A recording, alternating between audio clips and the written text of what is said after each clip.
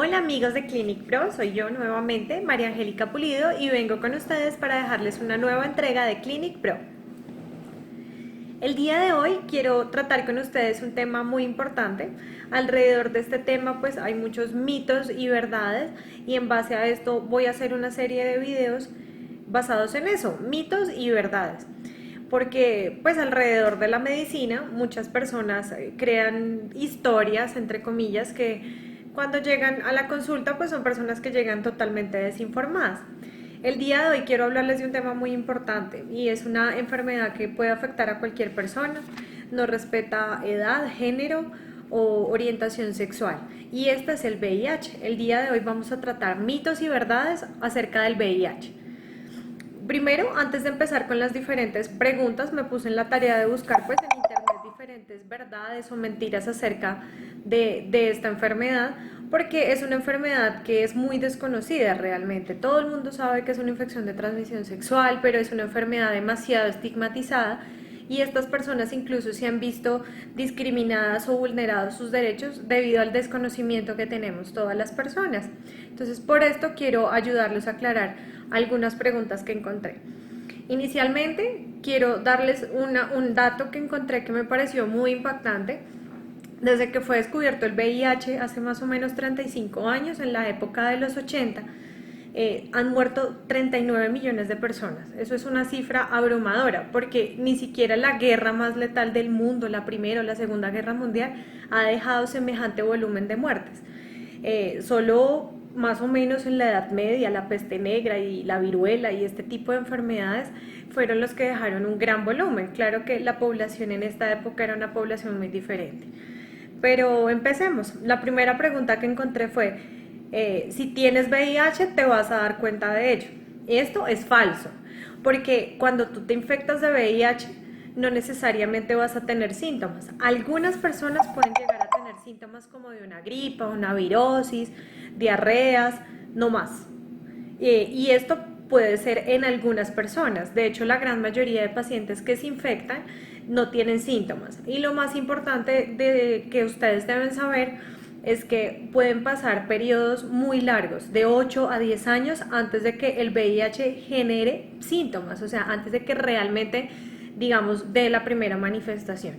Por eso nosotros, los médicos en consulta, tratamos de hablarles a las personas y orientarlos para la toma de la prueba del VIH, que es el ELISA, para evitar precisamente esto, la desinformación y un diagnóstico temprano en el caso de los pacientes que sean portadores, y obviamente evitar una mayor propagación del virus. La segunda pregunta es, no es necesario el medicamento antes de que estés muy enfermo. Eso es falso. Las terapias y los infectólogos y los estudios que se han hecho alrededor de los medicamentos, que son medicamentos antirretrovirales, pues se ha tomado la determinación que entre más pronto se inicien las terapias con medicamentos, mucho mejor. Estos medicamentos antirretrovirales lo que hacen es que atenúan la reproducción del virus, o sea, evitan que el virus se siga multiplicando. Y de esta manera el virus va a seguir infectando otras células del cuerpo, que va a ayudar digamos, a incrementar la falla de las defensas que genera el VIH. Entonces, por este motivo es de vital importancia, cuando es diagnosticado, de inmediato ser tratado un paciente para evitar que la enfermedad se complique digamos, con mayor facilidad o en menos tiempo.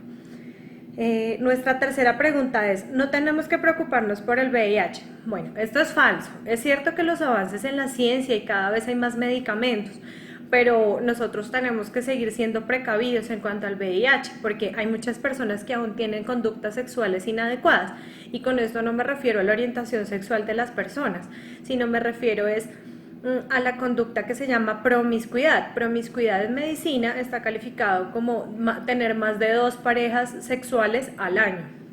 ¿Esto qué quiere decir? Que una persona que tenga 2 o más parejas sexuales al año tiene un riesgo muy alto de contraer una enfermedad de transmisión sexual, incluido el SIDA. Entonces, por este motivo es una enfermedad que debemos preocuparnos. Además, otro dato muy importante, y que fue el último dato que encontré, es que en el 2014 hubo 1.2 millones de muertes en todo el mundo generadas por el SIDA, que es la etapa avanzada de la infección. Entonces, por dicho motivo, la meta y la campaña siempre es a prevenir la infección. Cuarto, si estás embarazada y eres VIH positivo, tu bebé siempre estará infectado. Esto es falso. Es cierto que las mujeres que tienen una infección tienen obviamente el riesgo de que su bebé se vaya a contagiar, pero los estudios muestran que una mujer sin tratamiento con cargas virales altas, o sea que tienen las cargas virales, es el examen que se le toma a los pacientes con VIH para saber el virus qué tan alto o qué tan bajo se encuentra en sangre y qué tan rápido se está reproduciendo. Entonces, cuando una mujer está embarazada y tiene esas cargas virales muy elevadas, pues el riesgo es un poco alto, es del 25 al 33%, que eso es un porcentaje alto, pero de todas maneras no es un porcentaje del 100%. Así que pues lo indicado es que si una mujer es VIH positivo y queda embarazada, inicie sus controles de forma inmediata, tome los medicamentos durante su embarazo y su parto debe ser por cesárea, ya que al ligar rápidamente el cordón umbilical se disminuye enormemente el riesgo de que el bebé nazca infectado. Y lo otro que es muy importante es que la lactancia es el otro mecanismo de transmisión del virus para los bebés, así que los bebés que tienen mamás que son VIH positivos no van a poder lactar o lactar de los senos de la madre, son bebés que van a necesitar leche maternizada. Bueno, la quinta, no contraes el VIH si tienes tatuajes o piercing. Esto es falso. Una persona que tiene tatuajes o piercings tiene el mismo riesgo, porque los mecanismos de transmisión del virus van a seguir siendo los mismos, que son relaciones sexuales, recibir una donación de sangre que sea pues de una persona VIH positivo o tener contacto con agujas de personas pues que en el caso de las personas que son drogadictas pues que comparten agujas para consumir su droga endovenosa que es la heroína. Y otra forma de tener exposición es cuando tú vas a un lugar a hacerte un tatuaje o un piercing que no es un lugar muy confiable y que no tienen una adecuada esterilización o es un sitio muy adecuado para realizar estos procedimientos. Entonces es muy importante que las personas que gusten de este tipo de cosas, que están bien, no lo hagan en cualquier lugar. Traten de buscar una persona que sea experta en el tema y que maneje muy bien los desechos cortopunzantes, porque si no están en un alto riesgo de contraer una infección por VIH. Sexto, el VIH es una sentencia de muerte. Esto es falso. Es cierto que el VIH actualmente no tiene cura y aún no se ha descubierto la vacuna del VIH, o sea, no hay forma todavía de vacunarnos contra él. Pero lo que sí debemos tener en cuenta es que gracias al avance que hemos tenido en cuanto a medicamentos y retención de la enfermedad, las personas pueden vivir mucho tiempo siendo portadoras del virus con niveles de reproducción del virus en sangre muy bajos y definitivamente pues manteniendo sus niveles con los cuidados y los controles siempre que deben tener con sus médicos infectólogos y obviamente tomando sus exámenes de control.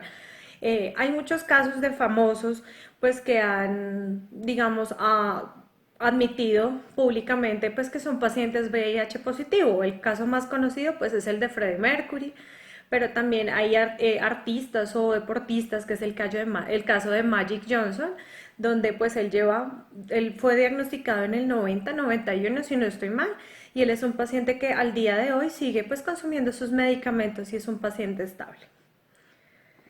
7. El VIH es lo mismo que el SIDA. Esto es parcialmente falso.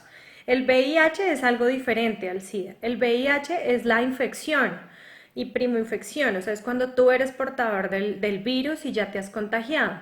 Pero el SIDA es la etapa más avanzada de la enfermedad y eso es lo que como médicos nosotros queremos evitar siempre en nuestros pacientes. El SIDA es la última etapa, es la tercera etapa del virus. Digamos que para las personas que no entienden muy bien cómo funciona el virus al momento de ingresar al organismo el virus es un virus muy indefenso y es un virus que no es capaz de vivir o sobrevivir mayor tiempo solo. Entonces el virus busca en qué alojarse y busca unas células que se llaman los linfocitos. Esos linfocitos son como los generales, son los que coordinan nuestro sistema inmunológico o el sistema de defensa que tiene nuestro cuerpo. Entonces, obviamente cuando el virus entra al linfocito y empieza a reproducirse, el virus llega a estar tan reproducido que hace que la célula estalle. Entonces la célula muere y el virus ya deja de ser una copia para hacer miles de millones de copias para seguir infectando otras células. Por este motivo es que se busca evitar que el virus se siga replicando. Entonces, básicamente, la idea es mantener los niveles de linfocitos altos para que evitemos llegar al SIDA, que es cuando los niveles de las células están muy bajitos o casi que no se encuentran en sangre, y por eso es que las personas con SIDA pues son pacientes inmunosuprimidos o pacientes que tienen sus defensas muy bajas y no tienen la capacidad de defenderse de infecciones o incluso de cáncer. La siguiente pregunta es la 8.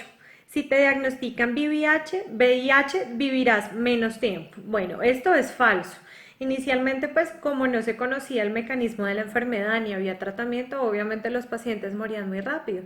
Pero pues encontré unos datos que quisiera compartir con ustedes para que se den cuenta lo mucho que hemos avanzado en este tema. En 1985, que fue cuando se descubrió, no tenía cura, o sea, no tenía ningún tratamiento para modular la enfermedad. En el 95 ya existía una tableta.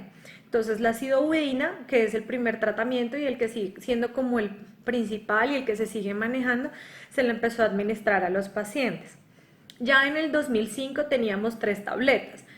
Incluso en esta época ya teníamos la capacidad de colocar los 3 medicamentos en una sola tableta. Y hoy, 10 años después, en el 2015, tenemos muchos medicamentos, es una gama bastante amplia de medicamentos, e incluso ya hay unas presentaciones que son inyectables. Entonces, los pacientes lo que hacen es colocarse una inyección cada 3 meses y este medicamento se empieza a liberar lentamente en estos 3 meses y esto pues hace el efecto para este tiempo. Entonces, lo que hace que el tratamiento sea solo con 4 a 6 inyecciones anuales. Eso pues es un cambio en el estilo pues de vida de las personas con esta enfermedad pues muy impresionante. La siguiente pregunta es la 9. ¿El VIH solo lo adquieren homosexuales? Bueno, esto es falso. Como les había explicado en preguntas anteriores, pues el principal mecanismo de transmisión son las relaciones sexuales sin protección, o sea, sin el uso de preservativo. Y entonces cualquier persona, hombre, mujer, mujer con mujer, hombre con hombre, mujer con hombre, que tenga relaciones sexuales sin preservativo, obviamente, y tenga intercambio de fluidos, van a tener un alto riesgo de contagio del VIH. Y por último, la pregunta número 10. Si te pica un mosquito que haya picado otra persona que tenga VIH, te contagiará. Esto es falso, porque los mosquitos no tienen la capacidad de darle vida al VIH, al virus. El virus es tan débil que necesita siempre de una célula humana o de una célula, por ejemplo, de un simio, que fue donde inicialmente se detectó esta enfermedad para vivir.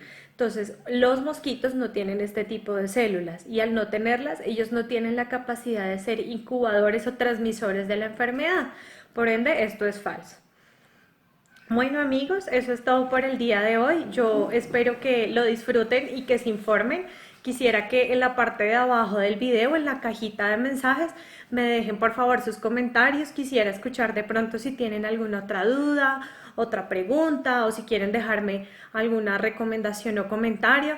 Quisiera también que por favor no olviden que al final del video y al final aquí en la caja de mensajes les voy a dejar mis redes sociales para que me sigan: Facebook, Twitter, Instagram, incluso pues el Snapchat, aunque pues algunas personas todavía no lo usan.